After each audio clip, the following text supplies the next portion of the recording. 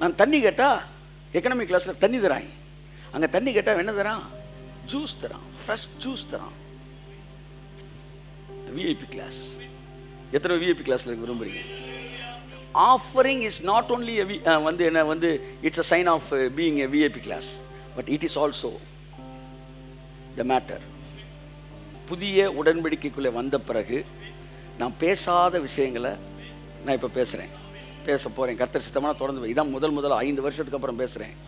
ஆமாம், character moulding. ஆமான்னு சொல்லுங்கள். ஆமாம், கேரக்டர் ஸ்டடி, ஒபீடியன்ஸ். ஆமான்னு சொல்லுங்கள். ஆனால் அது எல்லாத்துக்குமே ஒரு 23 வருஷம் நான் வேறு மாதிரி பேசியிருக்கிறேன். 5 வருஷம் இதெல்லாம் இல்லைன்னு பேசியிருக்கிறேன். இப்போ நான் பேசுகிறேன். அது வேற, இது வேற. ஒவ்வொரு வெக்காபுலரிக்கும் ஒவ்வொரு கோடு புது உடன்படிக்கை வேற மாதிரி எழுதுது. அதனுடைய விளக்க உரை வேற மாதிரி இருக்கிறது. அந்த விளக்க உரையை ஆவியானவர் நமக்கு மிக தெளிவாக அழகாக சொல்லிக் கொடுப்பார். ஆமேன் சொல்லுங்க. ஒபீடியன்ஸ் எல்லாம் சொல்லுங்க. ஆமேன். இப்போ இதுல இருந்து என்னெல்லாம் பேச விரும்புகிறேன்னா, கிருபை என்பது கீழ்ப்படியாத பிள்ளைகளை வளர்த்து விடுகிறதா?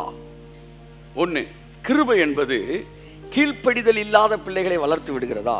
2, உண்மையில் கிருபையின் உபதேசம் கீழ்ப்படிதலை கற்றுக் கொடுக்கிறதா? 2. 3வது, கீழ்ப்படிதலை பற்றி கிருபை பேசும் என்றால் பிறகு இயேசு சிலுவையிலே ஒரே கீழ்ப்படிதலினாலே எல்லாவற்றையும் சுமந்து தீர்த்தார் என்று எழுதப்பட்டிருக்கிறதே, அந்த கீழ்ப்படிதல் வீணானதா? 4, உங்களுடைய கீழ்ப்படிதலுக்கும் கிறிஸ்து சிலுவையில் செய்த கீழ்ப்படிதலுக்கும் என்ன தொடர்பு? எந்த இடத்தில் இது இரண்டும் இணைகிறது? 4 சொல்லிட்டேனா? 5, தேவனோடு இணைக்கப்பட்ட கீழ்ப்படிதல், மனிதர்களோடு இருக்கிற கீழ்ப்படிதல். 6, இயேசு கிறிஸ்துவின் கீழ்ப்படிதல் என்னுடைய கீழ்ப்படிதலோடு எந்த இடத்தில் இணைந்து அது எப்படி வேலை செய்ய ஆரம்பிக்கிறது? 6, அப்படி என்றால் மறுபடியும் நீங்கள் கீழ்ப்படிதல் என்கிற பெயரிலே கிரியைகளை பேச ஆரம்பிக்கிறீர்களா? அப்பொழுது கீழ்ப்படிதல் என்றால் கிரியையோடு தொடர்புடையதா என்பதை குறித்து மிக அழகாக ஆவியானவர் எனக்கு விளக்கின காரியங்களை உங்களுக்கு பேச போகிறேன்.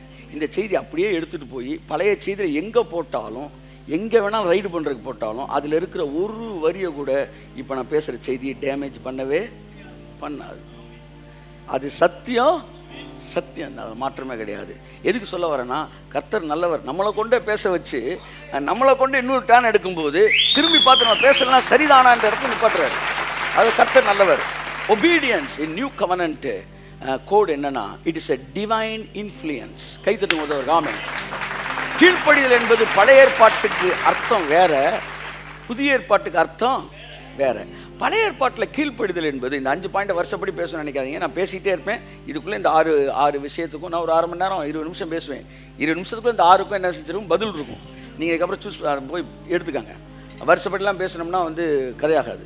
நான் பேசிகிட்டே போகிறேன், அதுக்குள்ளே அந்த விஷயங்களை எடுத்துக்காங்க. நீங்கள் நல்லா கவனிங்க. பழைய ஏற்பாட்டில் கீழ்ப்படிதல்ன்றதுக்கு அர்த்தமே வேறு, அது சரீரம் சம்பந்தப்பட்டது. புதிய ஏற்பாட்டில் கீழ்ப்படிதல் என்பது டிவைன் இன்ஃப்ளூயன்ஸ், அதாவது தெய்வீக இடைப்படுதல். ஸோ ஒரே ஒரு வசனத்தை நான் வாசித்து கீழ்ப்படிதலை பற்றி நான் பேச விரும்புகிறேன். நான் சொல்கிறேன், இதுக்கு பிறகு எதுக்கு சொல்ல வரேன்னா, உங்கள் எல்லாரையும் ஒரு விஐபி கிளாஸுக்குள்ளே இந்த செய்தி கொண்டு வரும் என்று நான் நம்புகிறேன். கரங்களை தட்டி கர்த்தருக்கு நன்றி சொல்லுவோம். ஒரு மனுஷனுக்கு 2 குமாரர்கள் இருந்தார்கள். ஒருவன் மூத்த குமாரன், இன்னொருவன் அவனை கெட்ட குமாரன். எல்லாம் சொல்லுங்க, கெட்ட சொல்லுங்க, கெட்ட ஆனாலும் குமாரன். கீழ்ப்படியாத பிள்ளைகளே, ஏசாயா பேசுவார், கீழ்ப்படியாத அவனும் பிள்ளைதான். என்னைக்கு இயேசுவை சொந்த இரட்சகரை ஏற்றுக்கொண்டானோ அத்தனை பேரும் பிள்ளைகள் தான். அதில் மாற்றமே கிடையாது. நான் சொல்ற புரியுதா உங்களுக்கு? இப்போ நான் சொன்ன மாதிரி இந்த ஒபீடியன்ஸ் எப்படி உங்களை டெக்கரேட் பண்ணுது, எப்படி பியூட்டிஃபை பண்ணுது, எப்படி உங்களை விஐபி கிளாஸை கொண்டு வருது என்பதை குறித்து அதை பற்றி நம்ம கொஞ்சம் நேரம் பார்ப்போம். அது நமக்கு சகலவிதமான ஆசீர்வாதங்களை கொடுக்கும் என்று நான் நம்புகிறேன். ஆமென் சொல்லுவோம். 1 சாமுவேலில் கூட ஒரு அங்கேருந்து கூட தொடங்கலாம். 15:22. இங்கே பாருங்கள், எல்லாம் தயவுசெய்து என்ன பாருங்கள். கீழ்ப்படிதல் இல்லைன்னு சொல்லுங்க. கீழ்ப்படிதல் பற்றி பேசிட்டு நியூ கவர்னண்ட்டில் கீழ்ப்படிதல் என்ன மீனிங்கில் வருதுன்னு உங்களுக்கு சொல்கிறேன். சவுலை பார்த்து சாமுவேல் சொன்னார், அமலேக்கியனை போய் கம்ப்ளீட்டாக காலி பண்ணியிருப்பா, அமலேக்கியனை காலி பண்ணிரு, ஒன்றும் வைக்காத, பிள்ளைகளை கூட வைக்காத, பெரியவனை கூட வைக்காத, எவனையும் வைக்கக்கூடாது, அழிச்சு கருவறுத்துரு, ஆடு மாடு கூட இருக்கக்கூடாது, அவன் விட்ட மூச்சு காத்து கூட இந்த உலகத்தில் இருக்கக்கூடாது, இந்த பூமியில் கம்ப்ளீட்டாக காலி பண்ணணும். ஏன் ஆண்டவரே இந்த அமலேக்கிய மேலே இவ்வளோ உங்களுக்கு கோபம் அப்படின்னா, இஸ்ரவேல் ஜனங்கள் எகிப்திலிருந்து வரும்போது எல்லா கண்ட்ரியும் என்ன செஞ்சான், செங்கடல் திறந்து வந்துட்டீங்களா, எரிக்கோ உடைச்சிட்டீங்களா அப்படின்னு ஒரு டர், ஒரு பயம் இருந்துச்சு. கீழ்ப்படிஞ்சு வழி விட்டாங்க.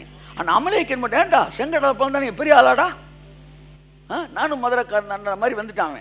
வந்து நீங்கள் யோர்தானா பிளந்தா பெரிய ஆளா, நீங்கள் வந்து எரிக்கோ உடைச்சா பெரிய ஆளே, வாங்கடா பாப்பண்டான். இல்லை, கர்த்தர் சொல்கிறார் வாங்கடான்னு நின்றுக்கிட்டாங்க.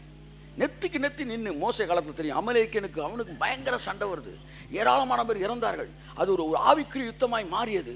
இவர்களால் முடியவில்லை என்றோட மோசே போய் மேலே என்ன செய்கிறான், தேவன்கிட்ட ஜெபிக்கிறான்.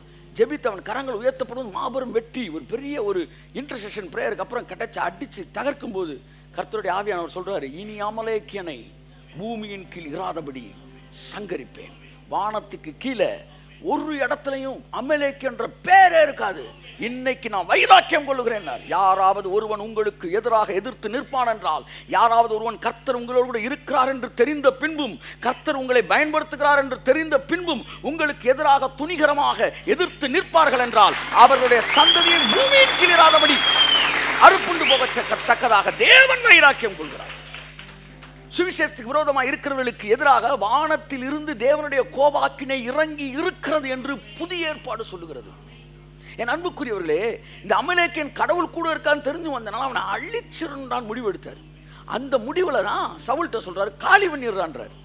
சாமுவேல் சொல்லி அனுப்புறான், தம்பி உனக்கு ஹிஸ்டரி தெரியாது, வரலாறு ரொம்ப முக்கியம், நீ அவனை அழிச்சிரு. எல்லாத்தையும் உனக்கு விளக்கம் சொல்ல முடியாது, சிலர் இருக்காங்க செய்வாங்க, ஆனால் எல்லா விளக்கமும் சொல்லணும். எல்லா விளக்கமும் சொல்லி கீழ்ப்படிஞ்சா அதுக்கு பேர் கீழ்ப்படிதலே கிடையாது. செய்டானா செஞ்சுட்டு வந்துடணும். அப்புறமேட்டு மெதுவாக உட்காந்து எதுக்கு சொன்னேன்னா அப்படின்னு சொல்லுவாங்க. அதுக்கப்புறம் ஒரு உண்மையான கீழ்ப்படுதலுக்கு விளக்கம் கேட்கவே கூடாது, உடனே கீழ்ப்படிஞ்சிடணும். அதுக்கப்புறம் தான் விளக்கம் கிடைக்கும். விளக்கம் சொல்லு அப்படின்னாலே சிக்கல். இந்த சாமுவேல் சவுல்கிட்ட சொன்னா அவன் போய் என்ன செஞ்சிட்டான், எல்லாத்தையும் காலி பண்ணிட்டு நல்ல ஆடு மாடெல்லாம் என்ன செஞ்சிட்டான், அப்படியே வச்சுட்டான். இப்போ சாமுவேல் வீட்டில் ஜோம் பண்ணும்போதே கர்த்தர் சொல்லிட்டாரு, அவன் வந்து வந்து பிரச்சனை பண்ணிட்டான்ப்பா, இப்படி பண்ணிட்டான், நீ போ வந்து போ அப்படின்னு. ஒன்று அவனை நான் தூக்கிட்டேன் அப்படின்ட்டார். ஒன்று என்னடா அது அப்படின்ட்டு நேராக போகிறான்.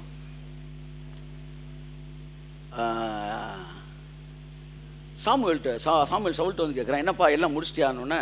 ஐயா எல்லாத்தையும் க்ளீனாக வந்து காலி பண்ணிட்டேன். உடனே சாமுவேல் கேட்குறாரு, எல்லாம் காலி பண்ணிட்டேன்ற, ஆடு மாடு சத்தம்ல என் காது கேட்குதே அப்படின்ற. இல்லையே தூரமாக தானே வச்சுருக்கேன், உங்களுக்கு எப்படி கேட்க வாய்ப்பு இல்லையே. இல்லைப்பா நான் இந்த காதில் இல்லை, நான் வீட்டில் இருக்க காதில் கேட்டுருச்சு. உடனே சொல்கிறேன், அது நம்ம எதுக்கு பலியிடுறதுக்கு வச்சிருக்கிறேன். ஓ நல்ல வேலை இல்லை, நான் மறந்தே போயிட்டேனப்பா அப்படி சொல்லுவார், பெருசுன்னு நினச்சிருக்கான். அவன் என்ன சொல்லிட்டான், அப்போ தான் இந்த வசனம் சொல்கிறான், பைபிளில் ரொம்ப அதிர்வான வசனங்களில் ஒன்று வாசிப்போம்.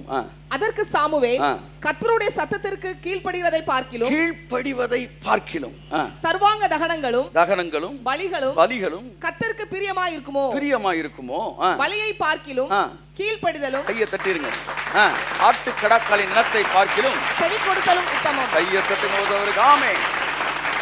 கீழ்ப்படிதலே முக்கியம். என்னடா ஆடு, என்னடா மாடு, கர்த்தருக்கு பலி செலுத்துறது வந்து எங்களுக்கு தெரியாதா? அது என்ன ஆடு மாடு? 1000 ஆடு மாடை நீ கொண்டு வந்தாலும் கீழ்ப்படிதலே முக்கியம். எத்தனையோ பேரை பார்த்துருக்கேன், நல்லா பாட்டு போடுவாங்க, கை தட்டுவாங்க, வந்து ஆவியில் நிறைவாங்க. ஆனால் ஒரு சில விஷயங்களை நீங்கள் ஆலோசனை சொன்னீங்கன்னா அதில் ஸ்டப்பானாக இருப்பாங்க, பல வருடங்களில் அப்படியே இருப்பாங்க. அப்போ நான் ஜோமுன்னு, ஏன் இவங்களுடைய ஃபினான்ஷியல் ஏரியாவில் மாற்றமே இல்லை, ஏன் உங்கள் பர்சனல் ஏரியாவில் ஒரு ஏரியா மட்டும் வேக்கமாக இருக்குன்னா, அவர்கள் அப்போ இருந்தே கீழ்ப்படியாமை என்கிற ஒரு ட்ராக்கை தனியாக மெயின்டைன் பண்ணிகிட்டே இருப்பாங்க. அப்போ வந்து கை தட்டுறது, பாட்டு பாடுறது, இதெல்லாம் கீழ்ப்படிதல் இல்லையா? இயேசு ஏற்றுக்கொண்டனால இவங்க கீழ்ப்படிதல் பிள்ளை தானே, அப்போ பரலோகத்துக்கு வர மாட்டாங்களா? பரலோகத்துக்கு வந்துடுவான்.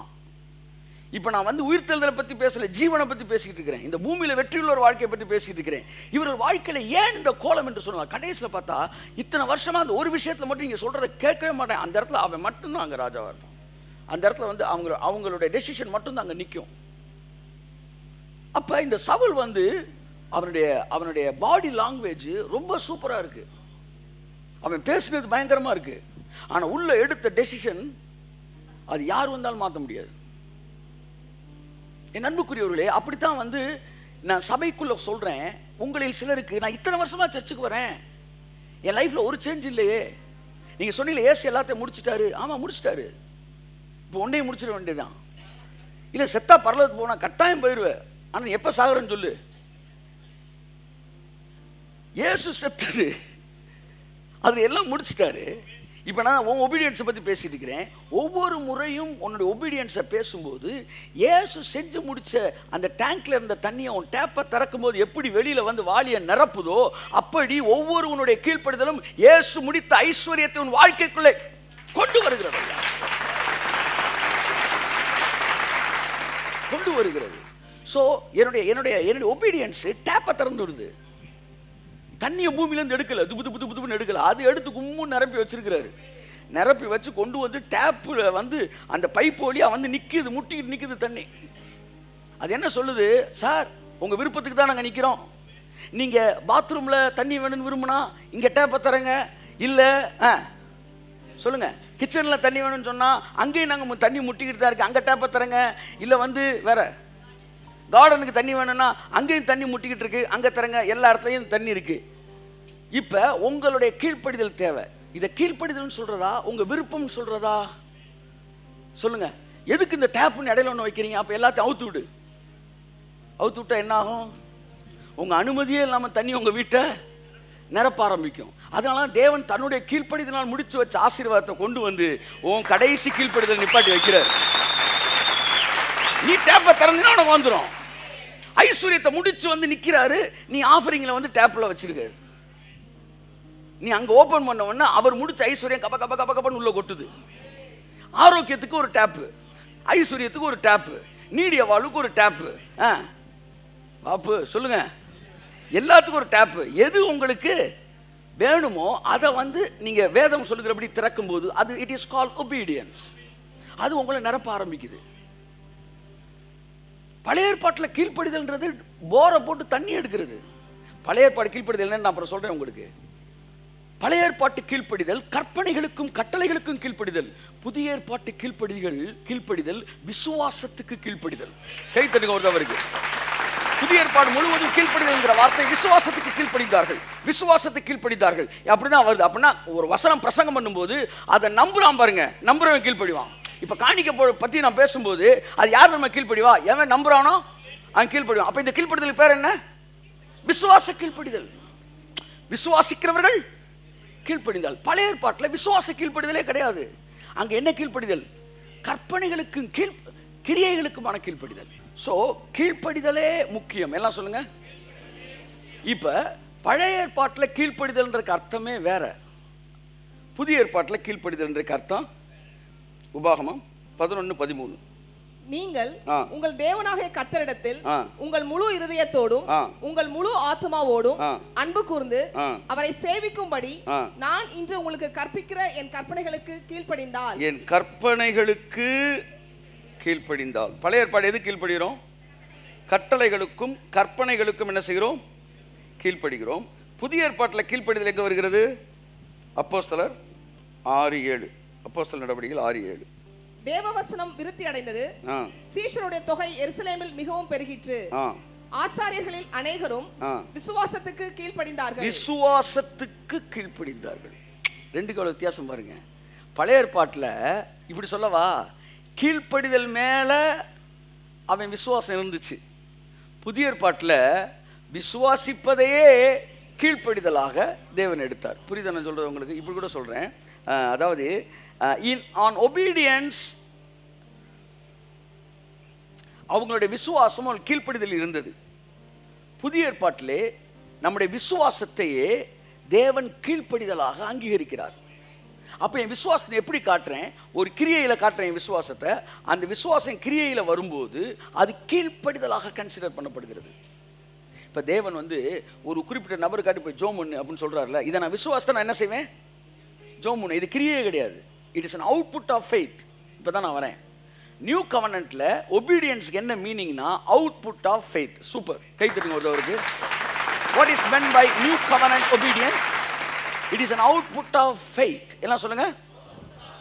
அல்லது obedience is the full form of faith. It gives the full form of faith. The maturity of faith. அதாவது விசுவாசத்துடைய முழு உருவத்தை கீழ்ப்படிதலில் காட்டுகிறோம். தேவன் எனக்கு 100 மடங்காய் திருப்பி தருவார் என்கிற விசுவாசம் எனக்கு இருக்கும்போது நான் காணிக்கை செலுத்தும் போது என் விசுவாசத்தை செயல்பாட்டிலே காண்பித்து அந்த விசுவாசத்துடைய முழு உருவத்தை கொடுக்கிறேன். உன் விசுவாசம் பூரணமடைந்து, யாக்கோபு சொல்றான், உன் விசுவாசம் என்ன செய்து கீழ்ப்படியும் போது பூரணம் அடைகிறது. அப்ப என் விசுவாசமே இருக்குதா இல்லையான்னு எங்க தெரியுதுன்னா இந்த விசுவாசத்தோட ஆக்ட் பண்ணும்போது. புரியுதா உங்களுக்கு? பழைய ஏற்பாட்டில் ஃபெய்த்துக்கு கீழ்ப்படுகிறதே கிடையாது, கற்பனைகளுக்கு கீழ்ப்படிய வேண்டும். புதிய ஏற்பாடு விசுவாசத்துக்கு கீழ்ப்படிய வேண்டும்.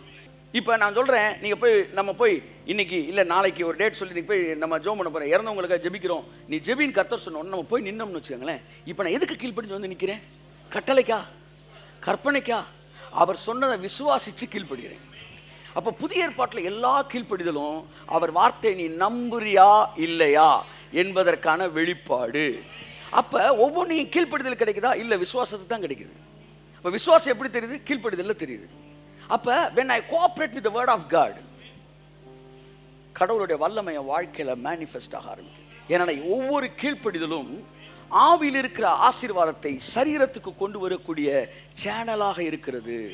ஆமென் சொல்லுங்க. ஆவியில் இருக்கிற ஆசீர்வாதம் சரீரத்துக்கு வரணும்னா 2 கடையில் ஒரு குழாய் வைக்கணும். அந்த குழாய் தான் வார்த்தைக்கு கீழ்ப்படிவது. கையை தட்டும்போது அவருக்கு பலவித நெருக்கின நேரங்கள் கிருபை தாங்கினரே, என் நெருக்கத்தின் நேரத்தில் நசுங்கியே போகாமல் கிருபை தாங்கினரே. சபை கூடுதலை விட்டு விடாதீர்கள். இது ஒரு வசனம். அநேகர் விட்டுக்கிட்டு போல நீங்கள் விட்டுவிட வேண்டாம். இந்த வசனத்தை நான் விசுவாசிக்கிறேன்.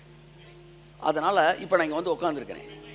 கர்த்தர் என் கூட பேசுவார்ன்ற விசுவாசத்துக்கு கீழ்ப்படிஞ்சா வந்து உட்காந்துருக்கிறீங்க. கை தட்டுக்கும் அவருக்கு விசுவாசத்துல உட்காந்துருக்கிறீங்க.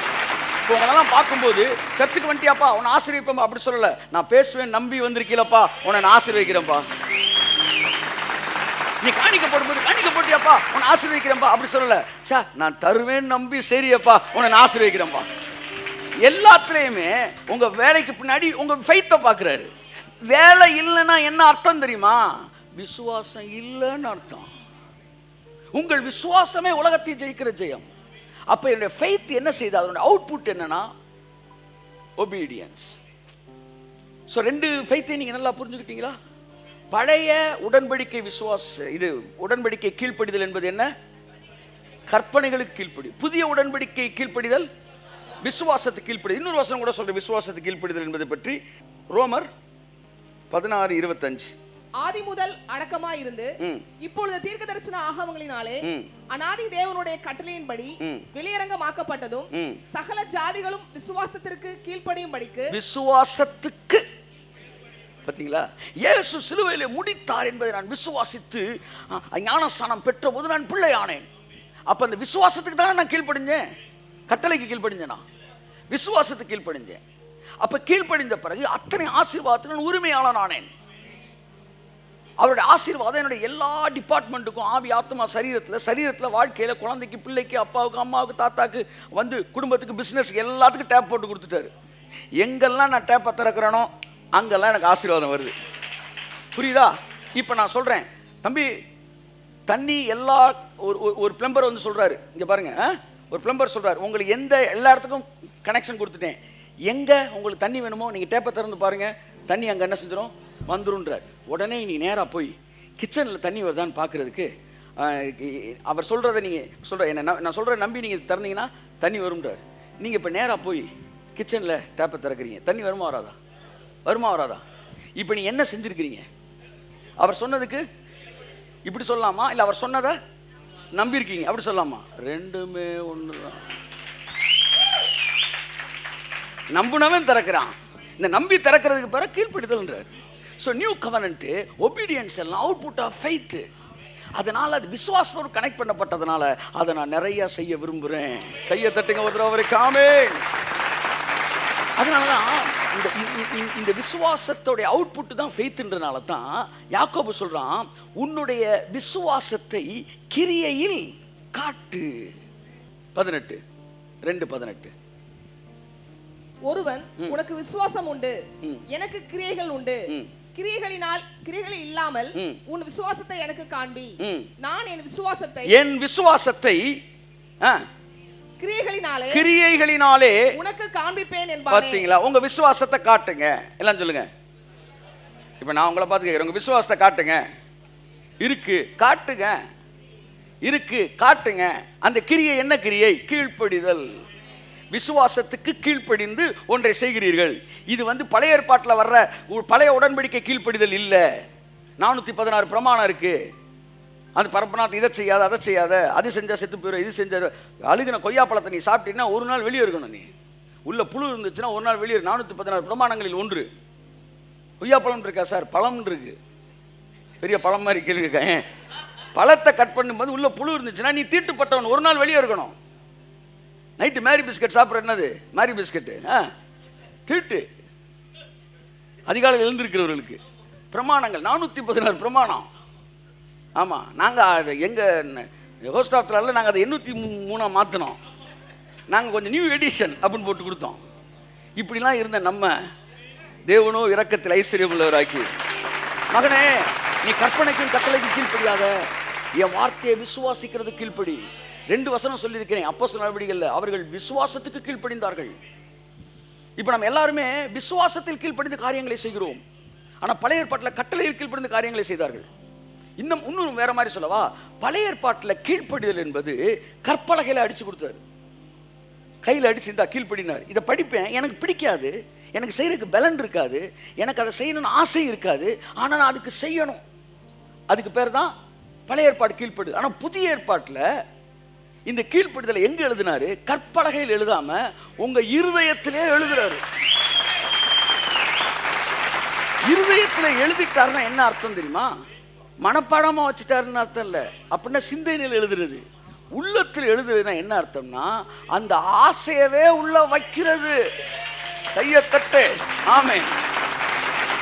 அதனாலதான் பழைய ஏற்பாட்டில் கீழ்ப்படிவது கஷ்டமா இருக்கு, புதிய ஏற்பாட்டில் கீழ்ப்படிவது விருப்பமா இருக்கு, ஆசையா இருக்கு. நான் 2 செய்தி கொடுத்துருக்கிறேன். 23 வருடங்கள் நான் பழைய உடன்படிக்கையில் பேசியிருக்கிறேன். ஒவ்வொரு செய்தியையும் நான் கர்ப்பம் தரித்துப்பட்டிருக்கிறேன். ஸ்டேஜ்லேயே நான் சொல்லுவேன், மிகுந்த கர்ப்ப வேதனையோடு இந்த செய்தியை கொண்டு வந்திருக்கிறேன்னு. ஆனால் புதிய உடன்படிக்கையில் செய்தியை கொடுக்குறேன். இதில் அவுட் ஆஃப் ஓவர்ஃபுல்னஸ்ல சந்தோஷத்தை தான் கொடுக்குறேன். இதுவும் கீழ்ப்படிதல் தான், அதுவும் கீழ்ப்படிதல் தான். ஆனால் அது கற்பலகையின் கீழ்ப்படிதல், இதுவோ இருதயத்தில் இருந்தது. ஜபம் இங்க உள்ள இருந்து வருது. அதான் பைபிள் சொல்லுது. இப்ப நான் வசனத்துக்கு வரேன். அவர் தாமே உங்களுக்குள் விருப்பங்களையும் செய்கைகளையும் உண்டாக்குகிறவராய் இருக்கிறார். ஸோ புதிய ஏற்பாட்டில் கீழ்ப்படிதல்ன்றது டிசையரையே கொடுத்துருவாரு. இன்னைக்கு நான் கொடுக்கணும் அப்படின்னா இப்போ கேட்டுக்கிட்டு இருக்கும்போது கொடுக்குற அந்த டிசையரே உனக்குள்ள அவர் என்ன செய்யறாரு? ஸ்டார்ட் பண்றாரு. அழகான வசனம் இந்த வசனம். பிலிப்பியர் 2:13. ஏனெனில் தேவனே தம்முடைய தயவுள்ள சித்தத்தின்படி விருப்பத்தையும், எல்லாம் சொல்லுங்க, கையை வச்சு சொல்லுங்க, விருப்பத்தையும் செய்கையையும். செய்ய வரணும்னா என்ன வரணும்? அவர் பாருங்க, செய்ய வைக்கிறதுக்கு விருப்பத்தையும் கொடுக்கிறார். விருப்பத்தையும் செய்கையையும் உங்களுக்குள்ளே உண்டாக்குகிறவராயிருக்கிறார். கையை தட்டுங்க. பலவித சோதனை நெருக்கின நேரங்கள் கிருபை தாங்கினரே. என் நெருக்கத்தின் நேரத்தில் நசுங்கியே போகாமல் கிருபை தாங்கினரே. பலவித சோதனை நெருக்கின நேரங்கள் கிருபை தாங்கினரே. நேரத்தில் நசுங்கியே போகாமல் கிருபை தாங்கினரே. கையை தட்டி அல்லே அல்லே லுயா அல்லே அல்லே லுயா அல்லே அல்லே லுயா அல்லே அல்லே லுயா.